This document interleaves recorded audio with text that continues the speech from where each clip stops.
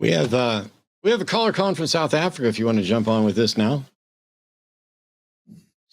Graeme is calling from South Africa. Graeme's an atheist, pronouns he/him, who says Trump is pro-peace and anti-war president, which is very rare with current administrations. Hey, Graeme, how are you? Hi, Good, Graeme. thanks. And you? Can you guys hear me? Yep. We can. So what do you think about Trump's anti-war position in the whole Ukraine-Russia situation? That's not it. What has he done to be an anti-war position? He said he'd solve the Ukraine thing on day one. It's been quite a while and nothing has happened except that it's gotten worse, and that they mocked and shamed Zelensky for something that he didn't do and didn't deserve in the Oval Office.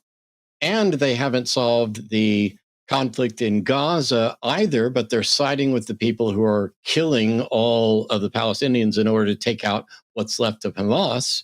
So what exactly has Trump done that's pro-peace? Well, he's obviously not going to be sending troops to Ukraine. He's not going to be funding Ukraine for the war effort against Russia. Do you understand, Graeme? In the world.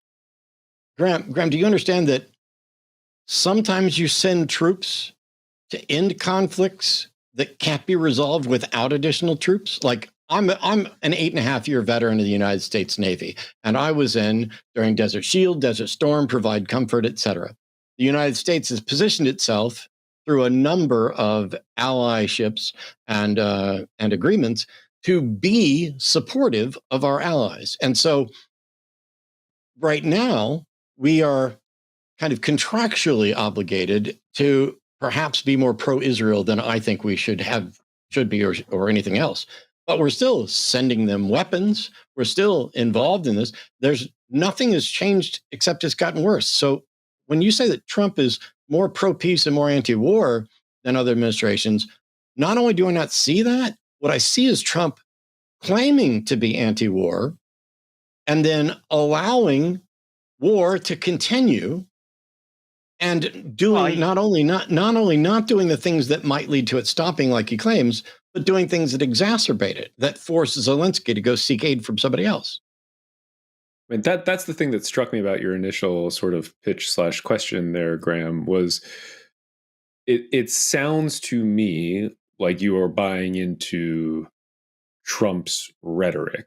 I mean, and there's a reason that there's all these truisms about actions speaking louder than words. And when you simply believe the man who is, like, hands down, not even close, orders of magnitude, the most mendacious person to ever occupy the White House, when you just believe what they say and take that at face value, that to me says more about you than about them and what they're doing. So give something that he has done, please, that you find to be anti-war, other than having a call with Russia with Putin and essentially being like, wow, this is actually really a lot more complicated than I thought, and I don't know how to solve it, which happened not too long ago.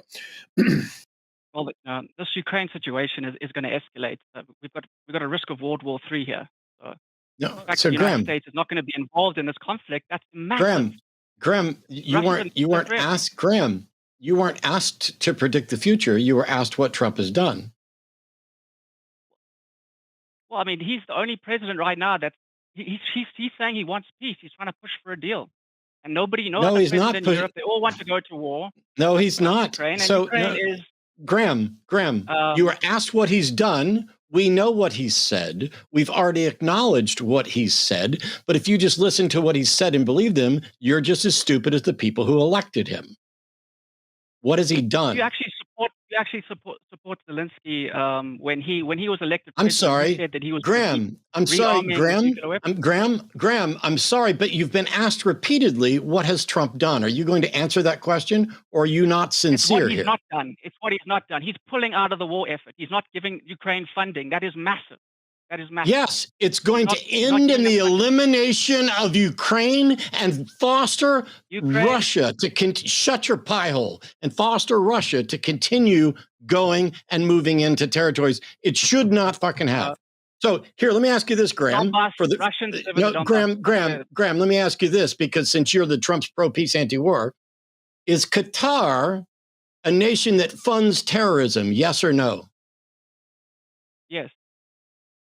Why would he cozy up to them, work a deal for a golf course, get them to buy Boeing airplanes, and then accept a donation for Air Force One from people who he personally has also said support terrorism if he's pro-peace and anti-war? Yeah, well, Qatar doesn't just support terrorism, okay? They also want to fund and invest in Syria, and he's also... Wow, Graeme. Listen to your defense of the pro-peace, anti-war. They don't just want to fund terrorism. Stay in South Africa. Don't fucking apply for a green card. Don't try to come here. We don't need you. When your response is to believe what somebody says and not be able to show what they've done, to claim that they haven't done anything, you know what else? I'm even more anti-war and more pro-peace than Trump, because not only have I not sent any troops somewhere, I haven't claimed I could. With the job comes a great deal of responsibility, and the United States has obligations to our foreign partners and things. And when we are funding both sides, that's a problem. But when we are funding one side and shitting on the oppressed side, see, Trump sides with dictators over and over against the oppressed. And now he acts as a dictator against the oppressed. And when I point out that he's now sucking up to a nation that supports terrorism in order to profit him, for him to profit, your response is, well, they don't just support terrorism. They also want to do other things. Cool. Graeme, name one thing that Trump has done as a piece of legislation that is pro-peace and anti-war. He's asking for Ukraine and Russia to talk, and Russia was provoked into war. Graeme, you're full of shit, and you're listening to what he's saying when I'm asking you what he's doing. They invited Zelensky to the White House, and they embarrassed him and shit on him publicly, sending him off to seek help from others. Putin gets to do whatever he wants, has a meeting with Trump. Trump comes out and says, oh, we had a very good meeting, and he's going to do this. And then Putin does the opposite, which is what Putin has always done, which anybody who's not dumber than a sack of rocks knows Putin is going to do. Are you dumber than a sack of rocks, Graeme?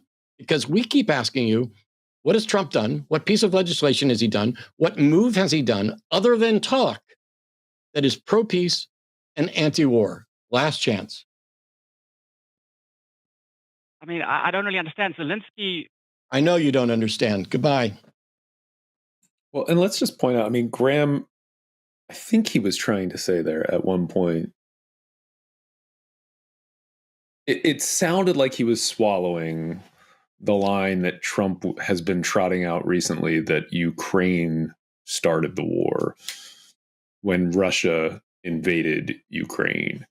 I mean, John Bolton, former Trump administration official, is out there talking about how that is complete and utter bullshit, and that Putin sees Trump as a, quote, easy mark. I mean, and if that is where Graeme is coming from, that he can't agree on the basic truth that Russia invaded Ukraine, which sounded like where he was going with one of those sentences. I mean, that is not an honest interlocutor. It's funny because the closest that Trump came to actually even suggesting some policy with regard to Gaza was that he was going to relocate everybody out of Gaza and turn it into the Riviera of the Middle East, or whatever. I don't know. It was a French. It was basically he's going to turn it into resorts. They're going to develop it. They're going to develop it. Yeah, yeah, because that's what he is. He's a real estate developer. He doesn't care about individuals' rights, and you know what? Neither do some of you down there in South Africa. My favorite joke of this week, by the way, was on the Daily Show, and they were pointing out that Trump has made a special category for white South Africans escaping what they're trying to call a white genocide to come to the United States to bypass the immigration laws that they're putting in for everybody else. And, oh no, this wasn't from the Daily Show. This was from SNL. And it was Michael Che. It basically said, oh, wow, I thought whites had it really good in South Africa. I guess that must be the Mandela effect. Michael Che, great job. Hey, do you think this clip just fell out of a coconut tree? No. It did. Okay, now technically I did build the channel into a coconut tree and it did fall out. And also that our internet router is up there. Actually, in a lot of ways, this production fell out of a coconut tree. But we could only afford that because people like you supported us for $5 a month over where is that, Eric? Patreon.com/calltheline. And that's right. Jimmy will, you got it. Yeah, be grateful. Yeah. We have an exclusive patron podcast over there. Check it out. Thumbs up with it, Eric. We talked about this in the meeting. We have to both. Oh, yeah. I'm sorry. Okay, there we go.